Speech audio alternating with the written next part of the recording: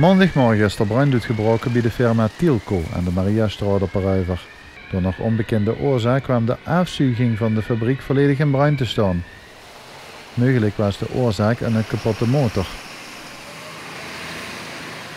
Omdat de brand oversloeg naar een aantal filters, moest het bedrijf weer ontruimd. Het personeel is naar buiten gegaan en heeft de brandweer gebeld. Het brandweerkorps van de Ruiver werd ondersteund door een ledderwagen en nog een blusvoertuig uit Venlo. Nadat de brandweer ter plaatse was, kon het vuur al snel weer geblust.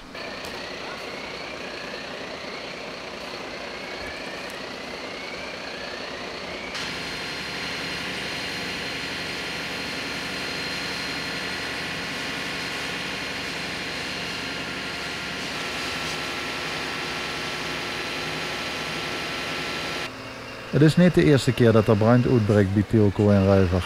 In 2013 was het zelfs 3 keer raak binnen 3 weken. Opvallend is vooral dat het ook toen misging met de afzuiging van het bedrijf. Tielco hield zich bezig met metaalcoating.